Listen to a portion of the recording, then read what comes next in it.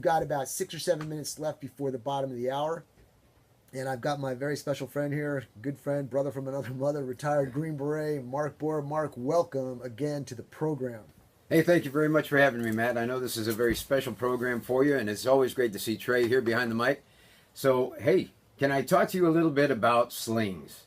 You know, Mark, I would be so happy if you talked to me about rifle slings. Yes. Well, that's terrific. For your audience out there, I'm an operator, and I was born with a sling on my weapon, all right?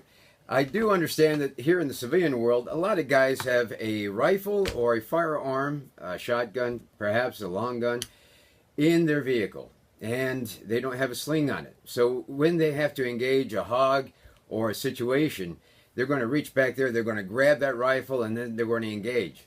However, if for some reason they have a malfunction, they have to go to their sidearm or their secondary weapon. Now they've got a weapon in their hand. They're going to probably have to lay it down, and that creates a bad situation because now they have lost control of the weapon.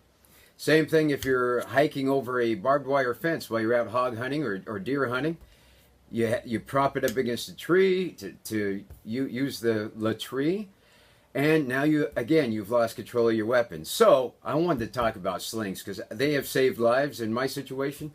And you don't lose control over your weapon at any time. Even if you're unconscious, been blown out of your gun V or whatever, you've still got your weapon. Your buddies can grab that weapon and haul you out of that burning vehicle.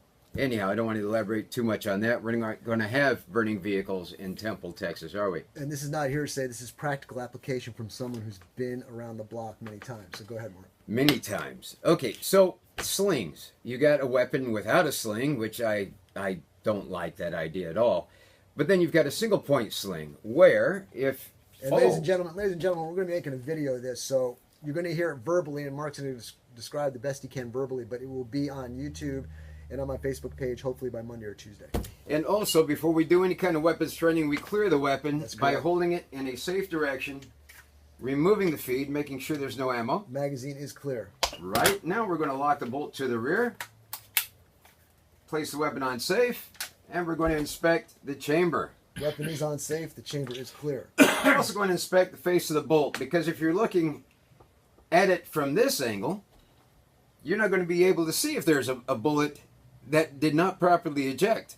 So you do got to look at the chamber and the face of the bolt. And it has been done, and it is clear.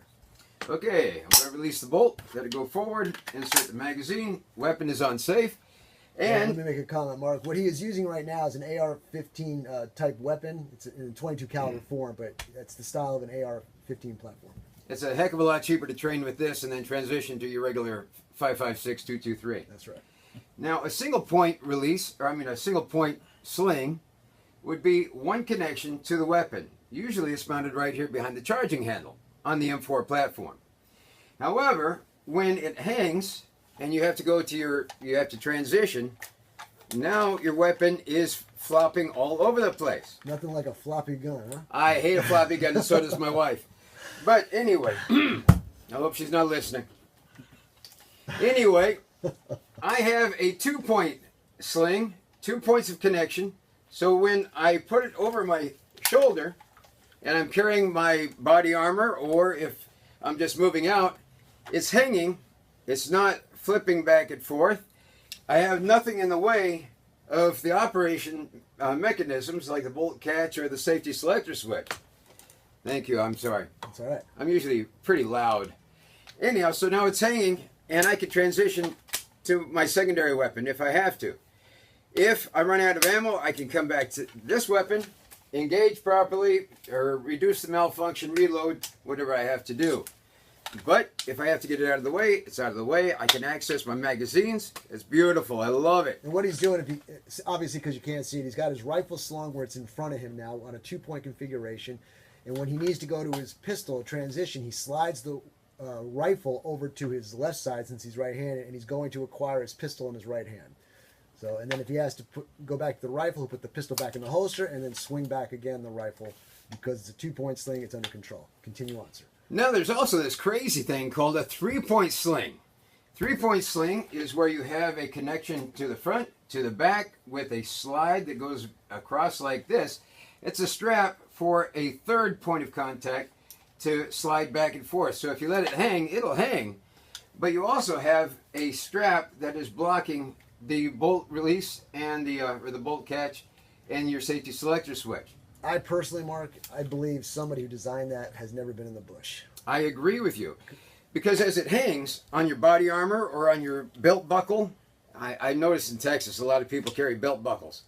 Now you've got that strap right there, and it's going to hang up on your belt buckle. So when you put your weapon in operation, it just hooked on that belt buckle. That's right. Or anything else that you might have, a magazine pouch. You don't want that to happen, especially if you're in a vehicle. And in a vehicle, you can still use a sling. In the stand, in the sandbox, we operate with slings on our weapons. We're sitting in our vehicle. You get up, you get out of the vehicle, and you don't have to do anything because your weapon is right there. If your weapon is not slung on your body, it's going to get hung up on all of the equipment inside the vehicle. Same thing applies to the big Ford trucks that are out there hunting down deer, because you got all kinds of stuff in that truck. You don't need it to be hung up in the back seat. If you see something you have to engage, you just get out of the vehicle. You got your weapon. It's there. It's like ID, man. You can't leave anywhere without ID. You must have your ID. Right. Don't go anywhere without your weapon. If you're going out there hunting, if you're going out there for self-defense, the last thing you want is disconnect from gun and body. And the way you've got it on here with your 2-point sling is, in my opinion, the best. What about the? I like this one too. The 2-point adjustable sling. 2-point adjustable sling. That's just like you have right there, except it's got the strap where I can loosen it up. Let's say I've got a rucksack or a large vest, and I've got to expand the length from point A to point B of the strap. Otherwise, it won't fit me. It gives me adjustment, or if I have to tighten it up on my body, I just pull a strap real quick. What about those? I think that's a great idea because, like at the range last night, I was wearing my body armor, and they have adjustment buckles. Sometimes they're quick release adjustments, and they can get caught up on things. Hold on one second. Trey, just let it go for a little bit. They can also get caught up on things and extend when you don't want them to happen. So you have to adjust it and make sure it's locked and secure for that situation. If I go from body armor to like no armor, then I'm going to have to tighten that thing up and make sure that it's clamped in place, and it's not going to come loose on me and then start falling. That would be a bad thing. Okay. And everybody, if you're interested in holsters and slings, make sure they're secure. You train, you practice with them. Holsters should always have some form of retention. It should not be flopping around or you're going to lose control. The military recommends a lanyard on your pistol. Lanyards like to get caught up on things, and if you train properly and if you have a retention holster, then you will be a responsible gunslinger, and you won't have any problem with that weapon falling out and losing it somewhere. They call those dummy cords for a reason, because dummies need them. Okay, and that's all I'm going to say about that. All right, ladies and gentlemen, that was Mark Bohr, retired Green Beret, talking to us about slings. This video will be up probably Monday or Tuesday on YouTube. Make sure to check it out. Subscribe to the YouTube channel at Aaron's Gun Shop, and don't forget to like us on Facebook. So Trey, let's take us out here. And when we come back, I'm going to have my special guest, Naomi White of White's Leather in Milano. Awesome woman, awesome creations that she does. Can't wait to talk to her. See you on the other side. Very good, sir. Thanks for having me, buddy. You hanging tight or you going?